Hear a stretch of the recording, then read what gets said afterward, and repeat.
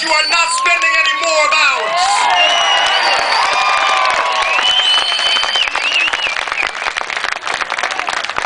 In 1765, King George III passed the Stamp Act. And the Stamp Act was so hated by the colonists that he backed up and said, we'll only apply it to tea. He said, because these colonists love their tea.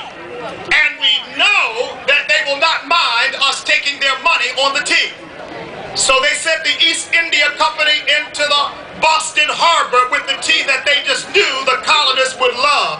And the king said, and besides that, they're my subjects. I know better than they know what's good for them. But when the Patriots met that tea barge in Boston Harbor, they went on those ships and threw that tea into the harbor. They said, you keep your tea, you keep your slavery, we will not be your captives.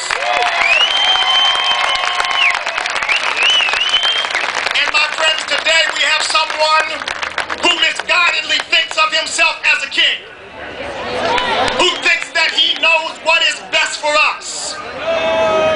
245 years later, we have a version of the Stamp Act called Obamacare. And we are here at Norfolk Harbor to say we're throwing Obamacare into the harbor just like our ancestors threw that tea into the harbor.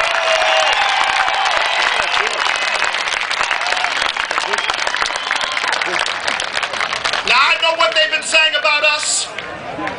They've been saying that we're racist and we're haters, that the Tea Party is not a welcoming place for black people. Well, this never makes the media. I spoke in Nashville and I said the same thing, but they didn't put this on. So let me say it again, maybe somebody will pick it up. I am an American who happens to be black. And I am proud to call myself part of the Tea Party movement.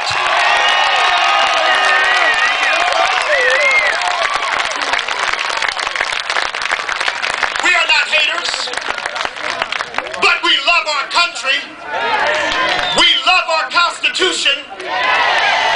We love our children and we love our grandchildren. And we want to bequeath them a nation as great as the nation that has been handed down to us. And we will not allow Obama and his comrades to change that or take that away from us.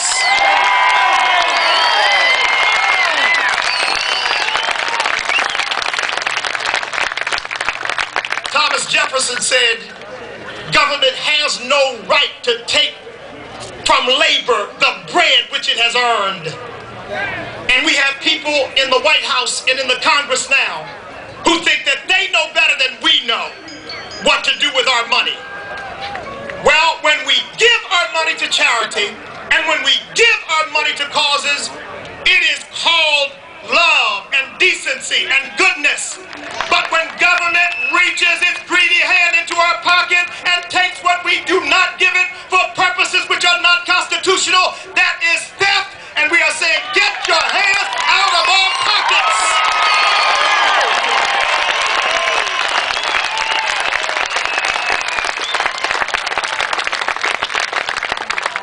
I think that we need to remind the Obama administration and remind this Congress, government doesn't earn anything. Government doesn't make anything. Government doesn't have any money. The money is ours. And it's about time they started acting like they know that it's coming from the hard work of the American people.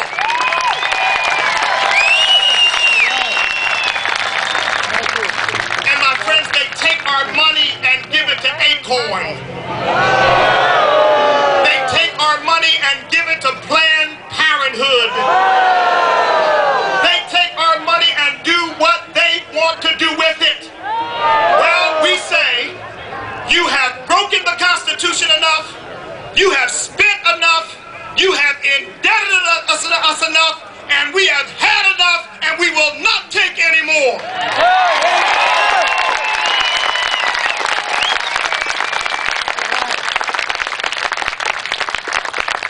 But everybody who criticizes the president says we are racists. Of course, they have different names for. But Mr. President, I have a message for you. You were elected by the people of this land. You are the leader of the free world. The problem is not your race, it is your radicalism.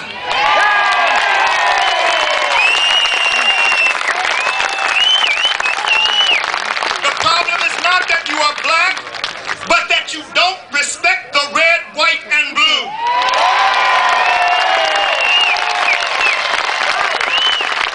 Frankly, the problem is, and it pains me to say this, that we don't believe that you love this country as we love it, that you respect our Constitution as we respect it. You've called it a fundamentally flawed document. We don't believe that you understand our history. We don't believe that you accept American exceptionalism as we do. We do not believe that you uphold the values that we hold dear.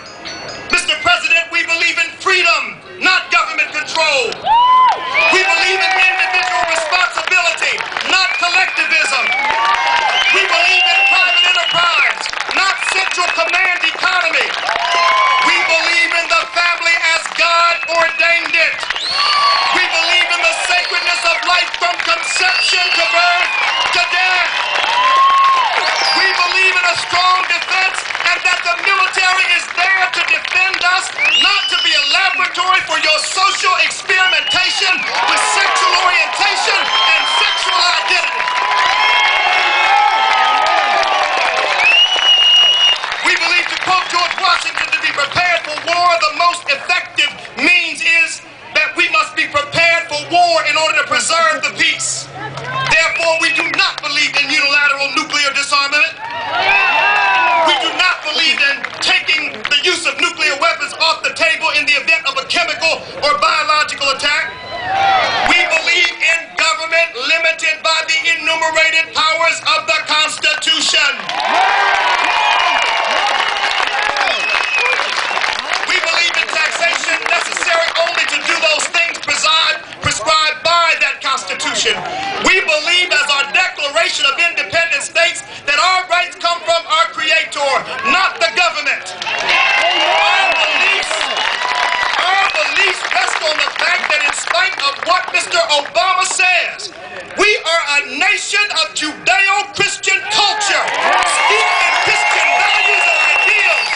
And we are not a Muslim country, we are a Christian country, and we are proud of it.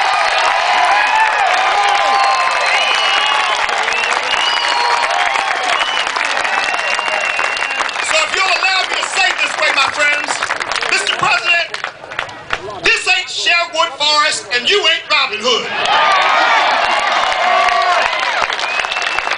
The Constitution does not give you the right or the power to take from those who have and give to those who have not.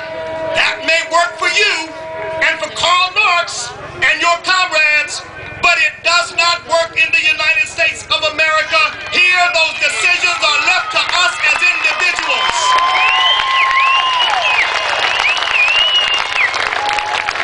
Let me put it another way. Mr. President, the government is not God, and you are not the Messiah. You can't make the seas subside. You can't make the earth heal. My God, man, you can't even balance the budget.